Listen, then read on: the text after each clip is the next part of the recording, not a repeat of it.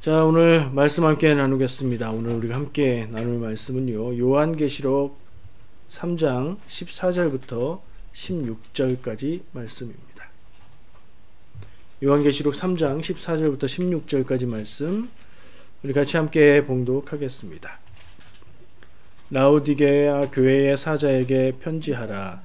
아멘이시요, 충성되고 참된 증인이시요, 하나님의 창조의 근본이시니가 이르시되, 내가 내 행위를 아노니 내가 차지도 아니하고 뜨겁지도 아니하도다. 내가 차든지 뜨겁든지 하기를 원하노라.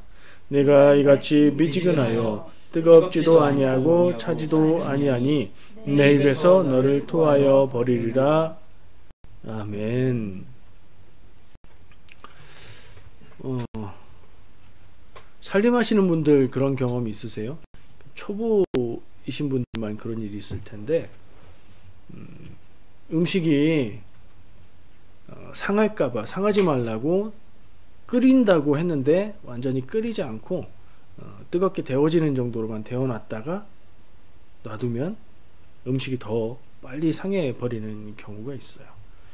팔팔 끓여서 세균들을 죽이면 세균의 번식을 늦춰서 상하지 않죠. 근데 따뜻하게 해놓으면 세균이 살기에 좋은 환경이 돼서 확 번식해 가지고 음식이 확 상하고 맙니다. 문제가 뭐죠? 뜨겁게, 아주 뜨겁게 끓이든가 아니면 냉장고에 넣어서 차갑게 보관을 하면 세균이 억제가 돼서 상하지 않는데, 세균이 번식하기 좋은 따뜻한 온도로 맞춰서 실온에 놔두니까 음식이 상하게 된 것 같아요. 오늘 말씀을 읽고 묵상하면서 그런 경험이 생각이 났어요. 어떤 말씀인지 읽으면서, 그리고 지금 음식 상하는 얘기 들으면서 생각하셨을 것 같아요. 라오디게아 교회의 사자에게 편지하라. 주님이, 예수님이 사도 요한을 통해서 라오디게아 교회에게 보내는 메시지입니다. 앞줄은 누가 하시는 말씀인지, 그러니까 예수 그리스도를 표현하는 말로 아멘이시요, 충성되고 참된 증인이시요, 하나님의 창조의 근본이시니, 그게 누구요? 예수님이 이르시되, 자, 뭐라고 하시는지 얘기는 이제부터 나옵니다. 내가 내 행위를 아노니 네가 차지도 아니하고 뜨겁지도 아니하도다. 많이 들어본 말씀이죠. 네가 차지도 않고 뜨겁지도 않다. 네가 차든지 뜨겁든지 하기를 원하노라. 직접적으로 알려주시는 거예요. 근데 이 말씀을 들어보면 이게 칭찬입니까? 책망입니까? 내가 네 행위를 안다. 이거는 그 공통적으로 쓰인 표현이고요. 네가 차지도 아니하고 뜨겁지도 아니하도다. 네가 차든지 뜨겁든지 하기를 원하노라. 주님이 원하시는 건 차든지 뜨겁든지인데, 너는 누구예요? 라오디게아 교회는 차지도 않고 뜨겁지도 않다. 주님이 원하는 거에 맞지 않으니 이건 책망이네요. 주님의 책망의 말씀입니다. 라오디게아 교회는 칭찬 말씀 없이 바로 책망의 말씀을 주고 있는 그런 교회입니다. 글쎄요, 좋은 게 하나도 없는 교회였을까요? 모르겠습니다. 어쨌든 주님은 라오디게아 교회를 칭찬할 것보다는 책망할 것으로 이야기하시는 그런 모습입니다. 뒤에 말씀까지 한번 더 볼까요? 네가 이같이, 그러니까 뜨겁지도 않고 차지도 않으니까 미지근하여, 같은 말이죠. 뜨겁지도 않고 차지도 않으면 미지근한 거죠. 뜨겁지도 아니하고 차지도 아니하니, 계속 반복하시네요. 같은 말 뜻을. 내 입에서 너를 토하여 버리리라. 아멘. 주님이 이렇게 말씀하셨어요. 근데 우리가 이 말씀을 많이 듣고 우리의 머릿속에 어떤 구체적인 이미지가 그려져서 그렇지, 이게 무슨 얘기인지 사실은 이 말만 듣고 알기는 좀 어렵습니다. 왜냐하면 뭐가 차고 뭐가 뜨겁다, 무엇이 그렇다는 말씀을 안 하시기 때문에요. 그냥 네가 차지도 않고 뜨겁지도 않다. 몸에 열이 난다는 얘기인가요? 그런 거 아니죠. 뭐가 차갑고 뭐가 뜨겁다는 얘기를 하시는 걸까요? 그게 차든지 뜨겁든지 해야 되는데 그렇지 않고 너는 미지근하다. 이게 책망이 되는 얘기가 뭘까요? 어떤 얘기를 들으셨습니까? 일반적으로 많이 하는 얘기는 물 마시는 얘기 하면서 물은 시원해야 맛있지요. 아니면 뜨겁든가. 근데 미지근하면 여기 주님 말씀처럼 미지근한 물을 마시면 역겨워서 토해버립니다. 이런 얘기 많이 들으셨을 거예요. 근데 그게 사실입니까? 여러분 미지근한 물 마시면 토합니까? 저는 미지근한 물이 좋던데요. 이런 해석을 많이 했고요. 그리고 그 해석을 통해서 전하려고 하는 바는 확실해요. 그리고 그건 틀리지 않았어요. 근데 중간에 해석하기 위해서 사용했던 그 틀이 좀 문제가 있어요. 그렇게만 받아들이면, 왜냐면요, 그 물 마시는 예를 든 건 어디에서 나온, 근거가 어디에서 나온 거죠? 우리의 경험에서 나온 거예요. 그죠? 본문 말씀에는 물이라는 얘기가 없어요. 물이라는 얘기도 없고 다른 걸 지칭하는 얘기도 없어요. 그래서 물 마시는 것으로 이해하면 안 맞을 수 있습니다. 그리고 실제 우리 경험하고도 다르죠. 찬물 좋아하는 사람이 있고요. 뜨거운 물 좋아하는 분도 있고요. 미지근한 물 좋아하는 사람도 있습니다. 그리고 아무리 미지근한 물을 싫어한다고 해도 미지근한 물 마시고 토하지 않죠. 그래서 그렇게 해석하고 그 해석을 바탕으로 적용하고 하는 게 다르게 생각하는 사람한테는 아무리 진실성을 가지고 말씀을 전해도 장애가 될 수 있다는 거예요. 첫 번째 말씀을 볼 때 해석의 기준은 말씀 본문에 나와 있는 내용 가지고 해석하는 겁니다. 근데 말씀 본문을 아무리 봐도 뭐가 차고 뭐가 뜨겁다는, 그 뭐가 그렇다는 건지가 없어요. 단서는 입에서 토하여 버린다 하는 단서는 있어요. 그렇죠? 그러니까 입에 들어가서 미지근해서 불편해서 토해 버린다. 그럼 물 될 수 있죠. 물이 될 수도 있어요. 그러나 물만 입에서 토하는 건 아니죠. 음식이 될 수도 있고 다른 무엇이 될 수도 있어요. 그러나 요 부분이 어느 정도 단서를 제공해 주고는 있습니다.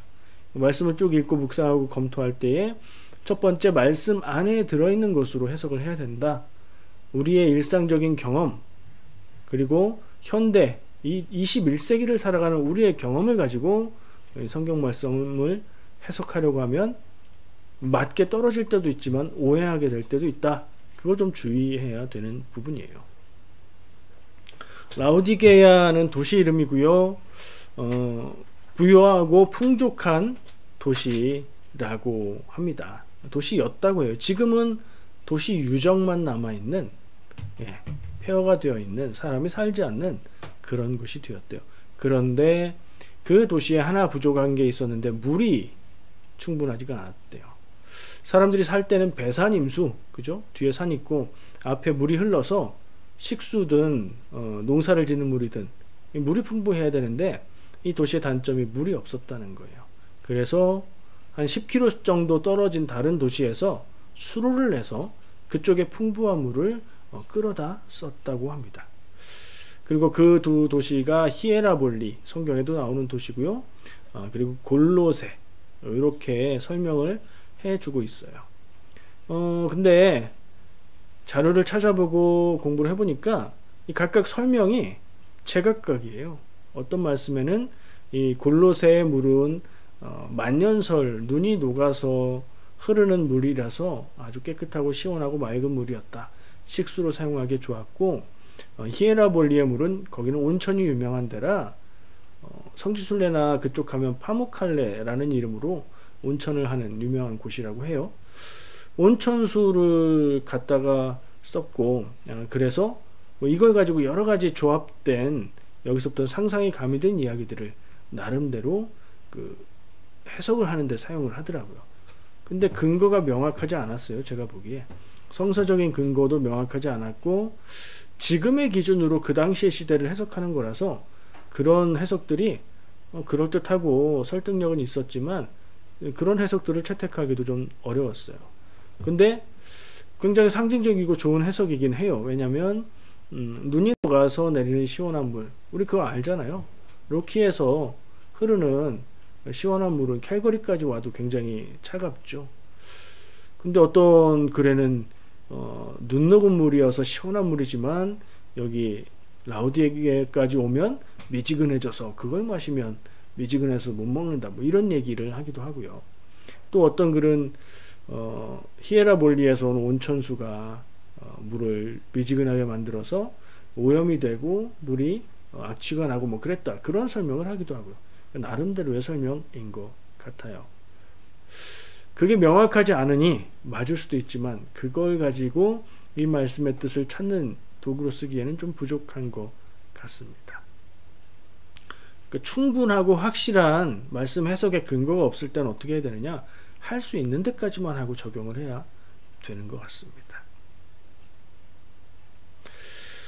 자, 말씀의 표현은 물과 관계된 표현이 없다고 했죠. 그래서 물 마시는 예를 들어서 이 이야기를 하면 조금 곤란한 경우가 생길 수도 있다 하는 생각이 들어요.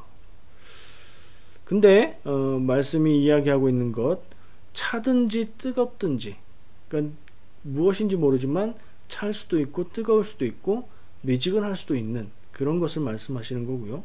그건 물일 수도 있고 다른 음식일 수도 있고, 그리고 그 부분은 비유로 얘기하는 것일 것 같고, 이 말씀의 참 의미는 우리가 묵상을 통해서 밝혀내야 될 것 같아요. 음식으로 표현하는 것도 말이 될 수 있을 것 같아요. 아까 물로 표현한 것도 전적으로 그렇게 말할 수는 없지만 좋은 풀이 중에 하나라고 생각하고요. 음식을 이야기하자면 한국 사람들의 식습관을 생각할 수 있죠. 이거는 이제 우리의 기준을 왜 이렇게 적용하느냐, 아까 하지 말라고 하더니 한 가지 예로 한번 풀어보는 거예요. 타당한지 아닌지. 한국 사람은 음식의 온도를 중요하게 생각하지요. 따뜻한 음식은 막 해서 따뜻할 때 먹어야 맛있다. 차가운 음식은 차갑게 해서 먹어야 맛있다. 그쵸? 음식마다 온도가 있죠. 그런 면으로 이해를 하고 적용해 보는 것도 그리 나쁘진 않겠다는 생각은 들어요. 그러나 어떤 해석이든 절대적으로 그것만 가지고 얘기할 수는 없는 상황이에요. 왜냐하면 본문에 구체적인 근거를 두지 않으셨기 때문이죠.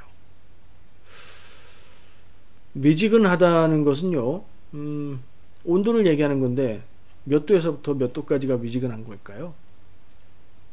사람마다 다르겠죠, 느끼는 게. 이것도 명확한 근거는 안 돼요. 다만 미지근하다는 것은 차가운 것도 아니고 뜨거운 것도 아닌 상태를 얘기하는 거죠. 이 미지근하다는 것을 좋은 의미로 말하면 따뜻한 거예요. 따뜻한 것과 미지근한 게 다르지 않고요, 같은 온도라고 할 수 있는데, 그걸 안 좋게 말할 땐 미지근하다 이렇게 말할 수 있고, 좋게 말하면 따뜻하다 라고 말할 수 있죠. 어쨌든 미지근하다라고 본문의 그 말씀을 한글 번역을 해놨는데, 그 미지근한 상태는 뜨겁지도 않고 차갑지도 않은 상태. 색으로 말하면 색깔은 어떤 색깔이 그런 색깔일까요? 검은색도 아니고 하얀색도 아닌, 그런데 둘을 섞어서 나오는 회색, 그런 상태이지 않을까요? 이것도 아니고 저것도 아닌 상태를 말하는 것으로 생각이 돼요.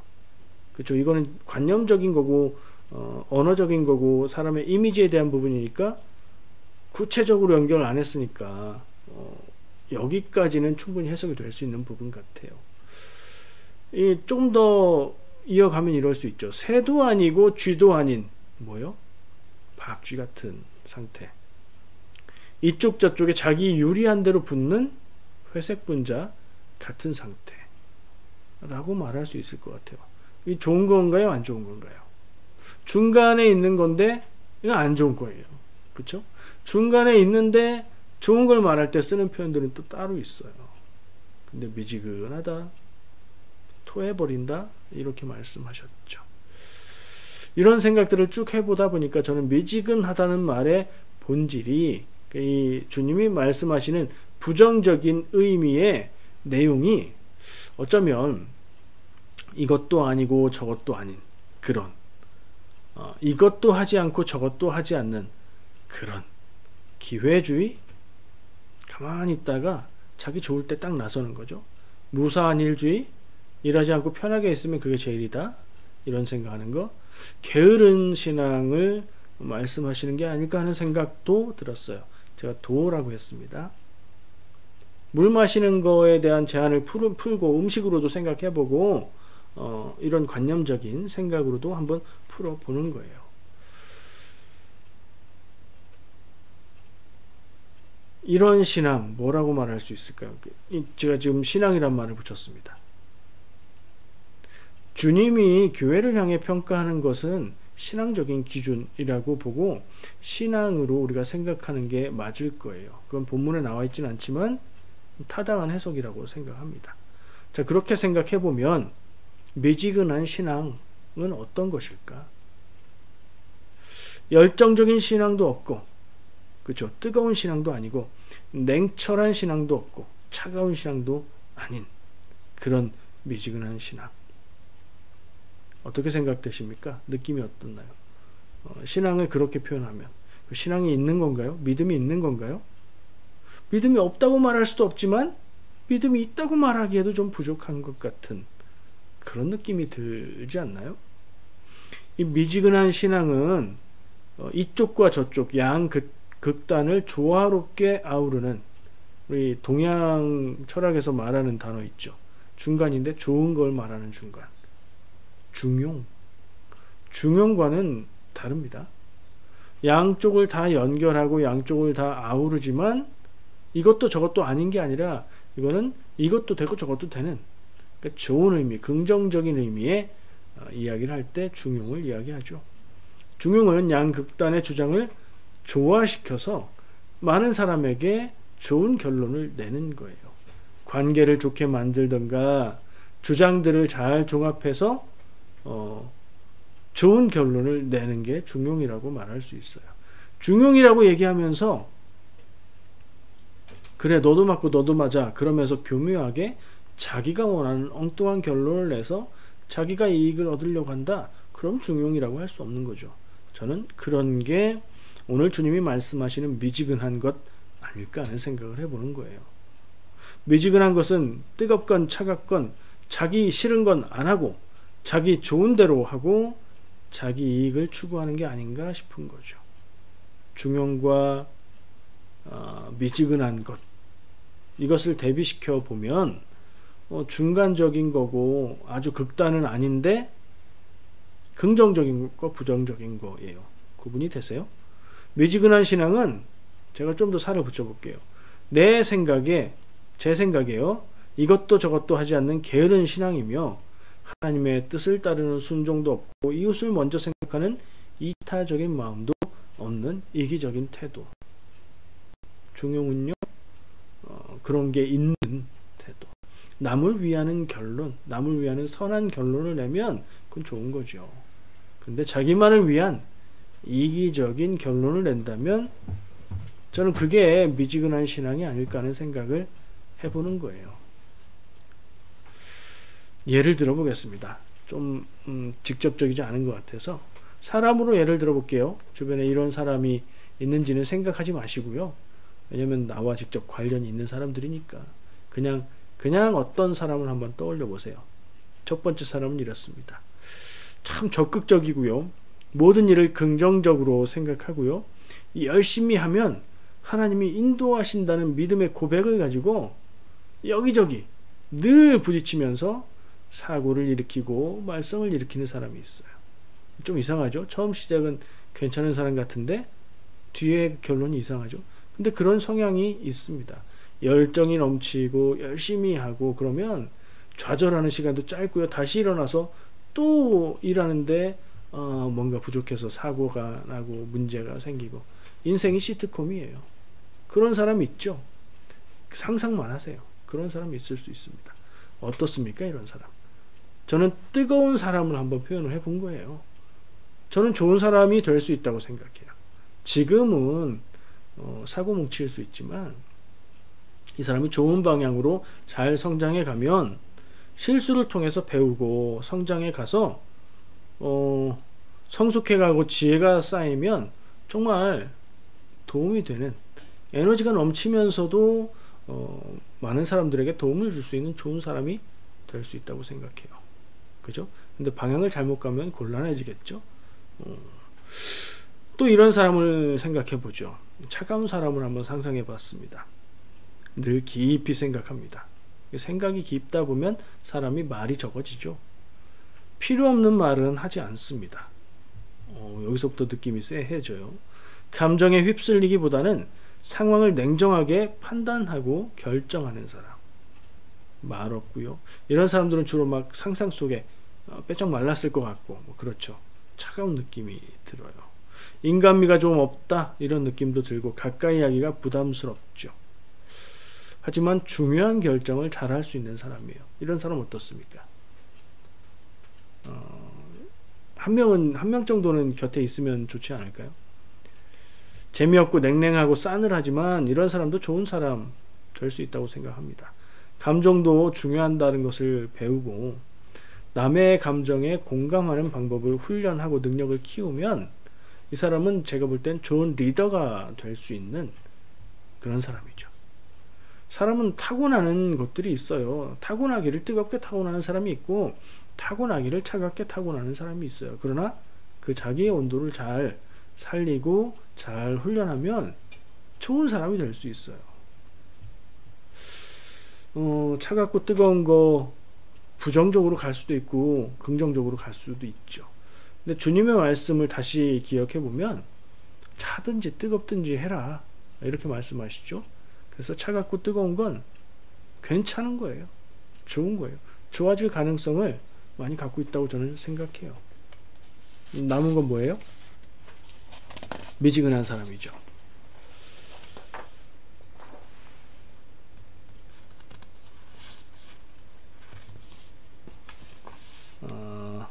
이런 사람은 어떤가 한번 생각해 보세요.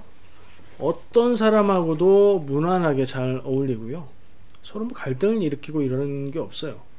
어떤 자리에서도 문제를 일으키지 않습니다. 눈치 잘 보고 상황을 파악하면서 움직이죠. 뭘 특별히 잘하는 것도 없지만 그렇다고 못하는 것도 없어요.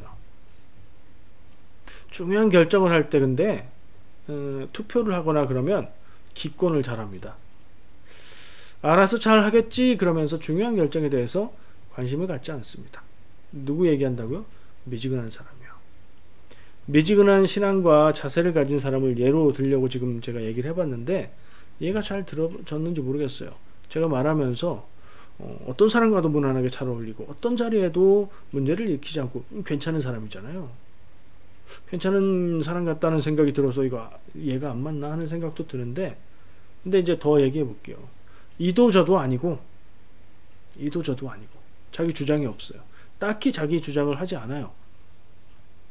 근데 이 사람이 제가 예를 들려고 하는 사람이 굉장히 빠르게 굉장히 적극적으로 움직이는 일이 딱 하나 있습니다. 자기가 손해보거나 이익을 얻을 수 있는 일에는 정말 빠르고 단호하고 명쾌하게 행동합니다. 요게 딱 가서 붙으면 이 사람 얄미운 사람이 되지요. 저는 앞에서 미지근한 신앙, 미지근한 사람 이런 얘기를 하면서 게으른 자기에게 주어진 성품과 특질을 적극적으로 잘 살리지 않고 애매하게 해야 될 것 하지 않고 그렇게 살아가는 모습을 상상하면서 게으른 모습, 게으른 신앙 이런 생각을 해봤어요. 근데 그런 사람이 자기의 이익과 자기의 손해에는 민감하게 반응을 한다면 그 사람이야말로 미지근한 인격, 미지근한 성품, 미지근한 신앙을 가진 사람이 아닐까? 뭐 이런 생각이 들어요. 여러분 어떻습니까? 한번 이쯤 돼서 내 자신을 한번 돌아볼까요? 나는 어떤 사람에 가까운가? 나는 제가 예를 들었던 그런 사람들을 상상해 보세요. 나는 뜨거운 사람에 가까운가? 나는 차가운 사람에 가까운가? 나는 미지근한 사람에 가까운가? 뜨거운 사람 같지 않고 차가운 사람 같지 않은데 미지근한 사람은 싫어요. 그죠? 넷플릭스에서 볼 수 있는 드라마 미스터 선샤인 명대사가 기억납니다. 그 판에서 누가 호구인지 모르겠으면 네가 바로 그 호구다. 기억나세요? 되고 싶지 않지만 뜨거운 사람 아니고 차가운 사람도 아닌 것 같으면 내가 되고 싶지 않지만 내가 미지근한 사람일 수 있죠. 솔직히 말하면 좀 그쪽에 그래도 가까운 것 같은 느낌이 들어요. 어쩌죠? 나도 주님의 책망을 들어야 되는 사람일까요? 책망을 들으면 어때요? 괜찮아요. 책망을 듣고 고치고 개선하고 나아지고 그럼 되죠. 책망을 해도 안 듣는 게 문제죠. 뭐 뜨겁지 않은 것 같고 차갑지도 않은 것 같다. 그러면 미지근한 거다. 이렇게 단정하지는 않겠습니다. 스스로 생각해 보시면 답이 나올 거고요.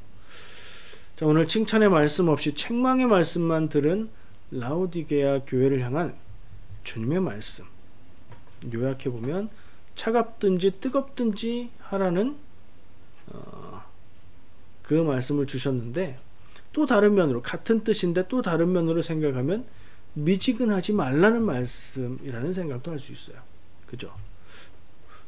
차갑든지 뜨겁든지 해라 이거하고 미지근하지 마라 이거하고 같은가요? 다른가요? 그게 그거죠. 근데 생각하기에 따라서 조금 초점이 달라질 수 있어요. 제가 오늘 쭉 얘기한 그런 것들을 같이 한번 공감해 보셨다면 주님이 우리에게 주시는 말씀으로는 어떻게 들을 수 있을까? 차가워라, 뜨거워라. 차가운 것도 좋은 거예요. 뜨거운 것도 좋은 거다. 차갑든지 뜨겁든지 해라.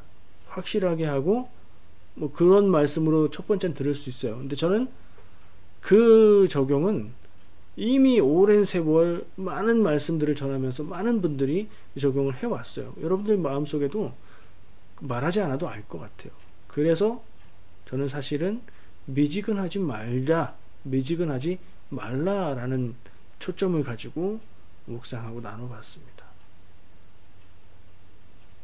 미지근한 것, 주님은 부정적인 의미로 말씀을 하신 것 같고요. 그게 뭘지는 명확하게 명시하지 않으셨으니까 우리가 잘 알 수는 없지만 신앙적인 표현인 것 같아요. 미지근한 신앙이 되지 마라. 인생 미지근하게 살지 마라. 차지도 않고 뜨겁지도 않고 이것도 아니고 저것도 아니고 그렇게 하지 말자. 그렇게 살지 말자.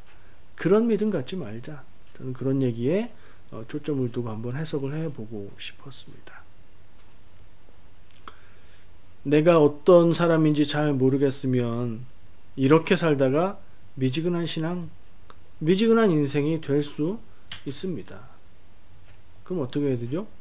이렇게 살지 않으면 되죠. 지금부터. 지금부터 다르게 살면 됩니다. 뜨거워야 할 것에 뜨겁게 반응하시기 바랍니다. 차가워야 할 것에는 차갑게 반응하려고 노력하십시오. 그러다 보면 주님 앞에 지금보다는 나은 인생이 되지 않을까요? 저는 이 말씀을 우리가 그렇지 뭐 이런 생각보다는 이런 희망적인 결론으로 정리를 하고 싶습니다. 제가 늘 말하죠. 지금의 모습도 중요하지만 더 중요한 것은 앞으로 어떻게 되는지, 어떻게 변해갈지, 어디까지 갈지가 더 중요한 것입니다. 오늘 말씀을 가슴에 품고 나는 어떻게 살아갈 것인가 주님께 물으며 기도하면 좋겠습니다. 기도합니다.